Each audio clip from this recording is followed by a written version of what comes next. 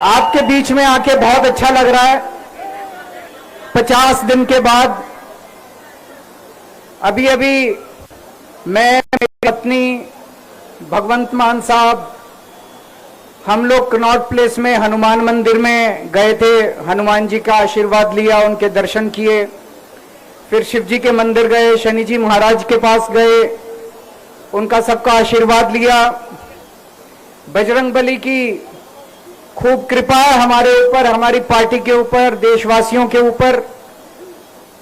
उन्हीं की कृपा से आज अचानक मैं आप लोगों के बीच में, उन्हें तो किसी को उम्मीद नहीं थी कि चुनाव के बीच में मैं जेल से बाहर आ जाऊंगा, लेकिन ऊपर बजरंगबली की कृपा है, हनुमान जी की कृपा है हम लोगों के ऊपर, और चमत्कार हुआ और आज मैं आप लोगों के बीच में हूं। दोस्तों,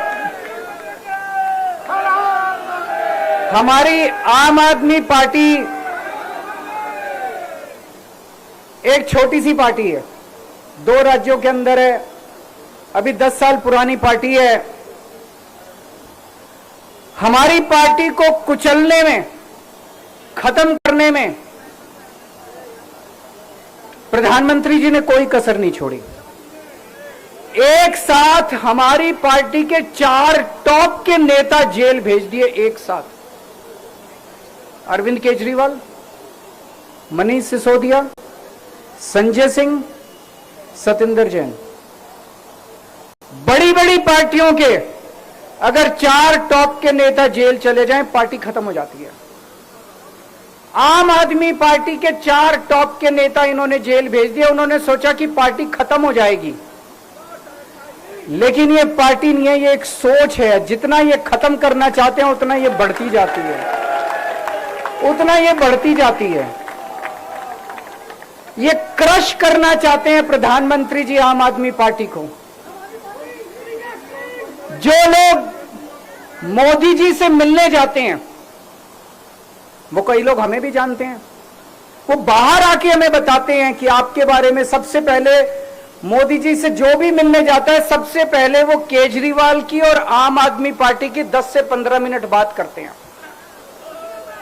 उनको कहते हैं कि आने वाले समय के अंदर आम आदमी पार्टी ही देश को भविष्य देने वाली है।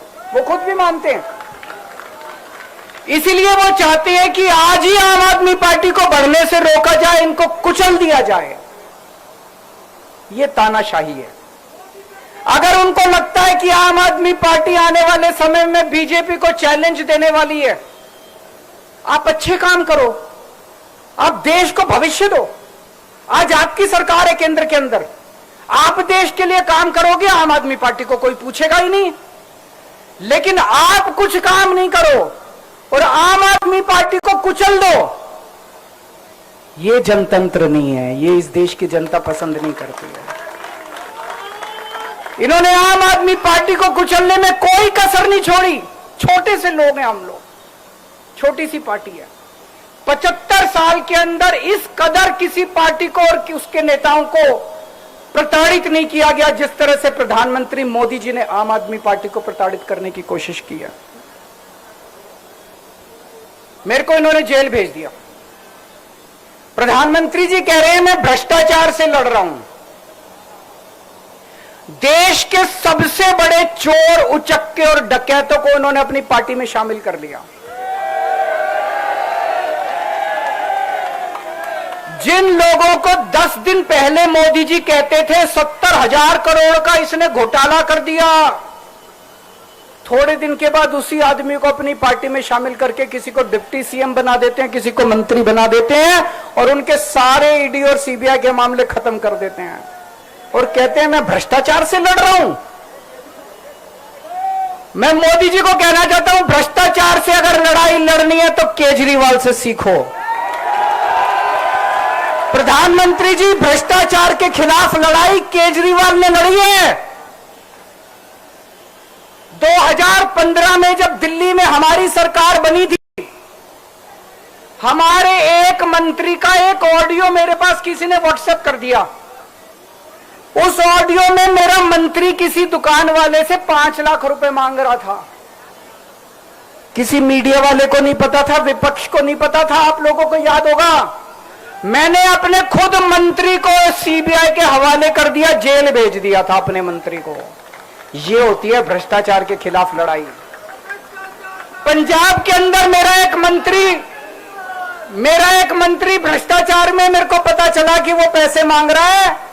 वहां पे मान साहब ने उसको, किसी को भी, विपक्ष को नहीं पता था, मीडिया को नहीं पता था, हमने अपने मंत्री को उठा के जेल में भेज दिया। तुम देश के सारे चोर उचक्के डकैतों को अपनी पार्टी में शामिल कर लो और केजरीवाल को जेल भेज दो और कहो मैं भ्रष्टाचार के खिलाफ लड़ रहा हूं। तो आप भ्रष्टाचार के खिलाफ नहीं लड़ रहे प्रधानमंत्री जी। आप देशवासियों को बेवकूफ मत समझो। बच्चे बच्चे की जुबान के ऊपर हो रहा है कि सारे चोर चक्कों को अपनी पार्टी में शामिल करके और ईडी और सीबीआई के सारे केस उनके रफा दफा कर देते। केजरीवाल को क्यों गिरफ्तार किया? केजरीवाल को गिरफ्तार करके उन्होंने एक मैसेज दिया है सारे देश को कि अगर मैं केजरीवाल को गिरफ्तार कर सकता हूं तो किसी को भी गिरफ्तार कर सकता हूं। कोई केस नहीं होगा, कोई मामला नहीं होगा, तब भी मैं तुमको गिरफ्तार कर सकता हूं। एक बेहद खतरनाक मिशन चालू किया हुआ है प्रधानमंत्री जी ने, बहुत ही खतरनाक। देशवासियों को यह समझने की, अब जो मैं बोलने जा रहा हूं, समझने की जरूरत है। उस मिशन का नाम है वन नेशन वन लीडर। देश के सारे नेताओं को खत्म करना चाहते हैं मोदी जी, और इसको 2 स्तर के ऊपर इस मिशन को चला रहे हैं। जितने विपक्ष के नेता हैं उनको जेल भेजेंगे और जितने बीजेपी के नेता हैं उनको सबको निपटा देंगे, उनकी राजनीति खत्म करते जाएंगे, उनको सबको निपटाते जाएंगे। विपक्ष के अंदर आज इन्होंने मनीष सिसोदिया को जेल भेज दिया, संजय सिंह को जेल भेज दिया, सत्येंद्र जैन को जेल भेज दिया, केजरीवाल को जेल भेज दिया, हेमंत सोरेन को जेल भेज दिया, ममता दीदी के कई मंत्रियों को जेल भेज दिया, स्टैलिन के कई मंत्रियों को जेल भेज दिया, केरला के सीएम के पीछे पड़े हैं। अगर ये चुनाव जीत गए, मेरे से लिखवा लो एफिडेविट के ऊपर, थोड़े दिन के बाद ममता दीदी जेल में होंगी, तेजस्वी यादव जेल में होगा, स्टैलिन साहब जेल के अंदर होंगे, पिनरई विजयन जेल के अंदर होंगे, उद्धव ठाकरे जेल के अंदर होंगे, जितने विपक्ष के नेता ये सारे जेल के अंदर होंगे। अगर ये चुनाव जीत गए, इन्होंने बीजेपी का एक नेता नहीं छोड़ा। आडवाणी जी की राजनीति खत्म कर दी इन्होंने, मुरली मनोहर जोशी की राजनीति खत्म कर दी, सुमित्रा महाजन की, शिवराज सिंह चौहान जिसने मध्य प्रदेश का चुनाव जीत के दिया इन लोगों ने, शिवराज सिंह चौहान ने उसको मुख्यमंत्री नहीं बनाया, उसकी राजनीति खत्म कर दी।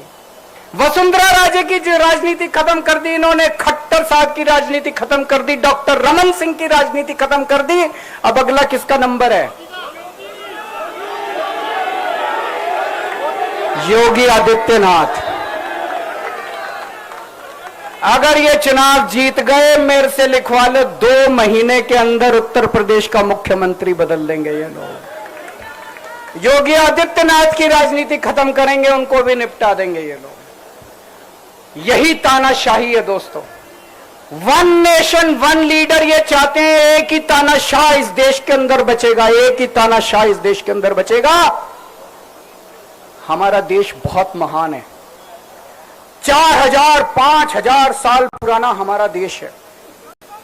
इसके पहले पिछले 4000 साल में कई मौके आए जब इस देश के ऊपर तानाशाहों ने कब्जा करने की कोशिश की, लेकिन हमारे देश के लोगों ने उन तानाशाहों का तख्ता उखाड़ के फेंक दिया। जब जब हमारे देश में ऐसा मौका आया कि तानाशाह ने हमारे देश के ऊपर कब्जा करने की कोशिश की, इस देश की जनता ने उसका तख्ता उखाड़ के फेंक दिया। आज एक तानाशाह इस देश से जनतंत्र खत्म करना चाहता है, आज एक तानाशाह इस देश से लोकशाही खत्म करना चाहता है। मैं पूरे तन मन धन से लड़ रहा हूं, संघर्ष कर रहा हूं उस तानाशाह के खिलाफ। 140 करोड़ लोगों का साथ चाहता हूं मैं। मेरे अकेले के करने से नहीं होगा। 140 आज मैं आप लोगों से भीख मांगने के लिए आया हूं, 140 करोड़ लोगों से, 140 करोड़ लोगों से भीख मांगने के लिए आया हूं। मेरे देश को बचा लो, मेरे भारतवर्ष को बचा लो, मेरा भारत बहुत महान है। इस तानाशाही से बचा लो मेरे दोस्त, मेरे देश को।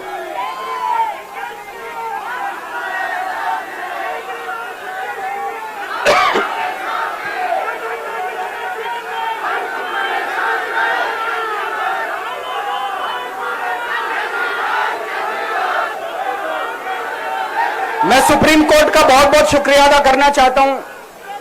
उन्होंने 21 दिन दिए हैं, एक एक दिन में 24 घंटे हैं। मैं एक दिन में 24 में से 36 घंटे काम करूंगा, पूरे देश भर में घूमूंगा इस तानाशाही को रोकने के लिए। दोस्तों, जितनी मेरे अंदर ताकत है, मेरा सब कुछ कुर्बान है देश के लिए। मेरा तन मन धन सब कुछ कुर्बान है मेरे देश के लिए। मेरे खून का एक एक कतरा मेरे देश के लिए, मेरे शरीर का एक एक कतरा, मेरी जिंदगी का एक एक पल मेरे देश के लिए। मेरे देश को बचाने के लिए मैं पूरे देश में जाऊंगा। दोस्तों,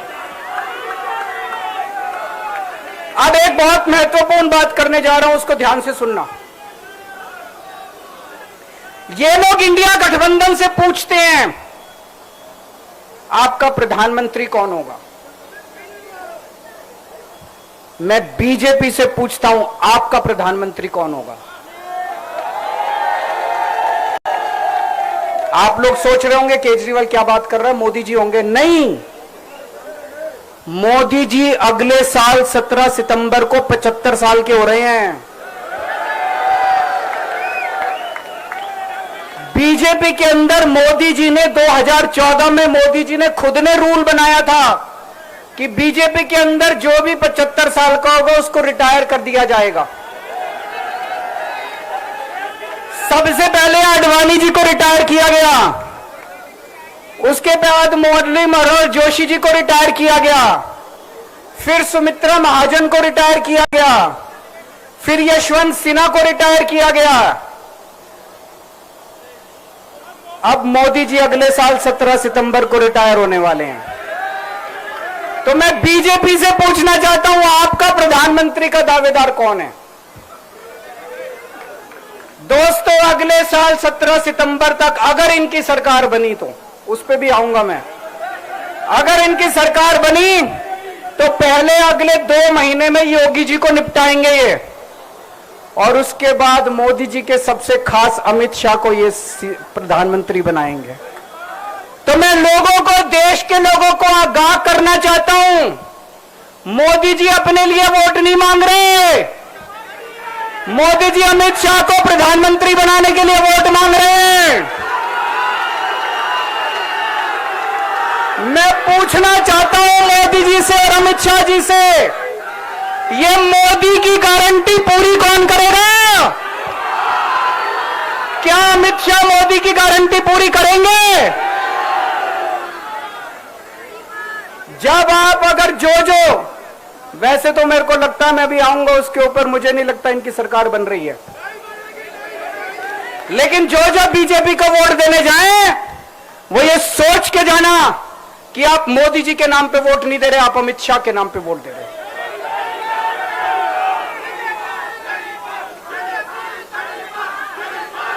अब एक खुशखबरी है आप लोगों के लिए, अब एक खुशखबरी है। सबको बता देना जो मैंने बातें कही है बड़ी सोच समझ के कही हैं। वहां बैठ के यही सोच रहा था 50 दिन से।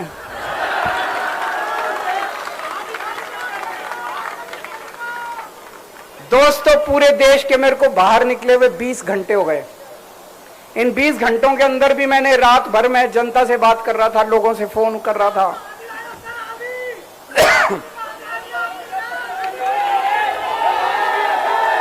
क्या बोल रहे?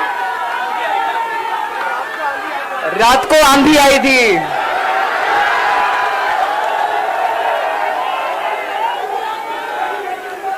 पिछले 20 घंटे में मैंने जो बातचीत करी है, कई बड़े बड़े एक्सपर्ट से बात की, चुनाव विश्लेषकों से बात की, सेफोलॉजिस्ट से बात की, जनता से बात की, फोन पे लोगों से।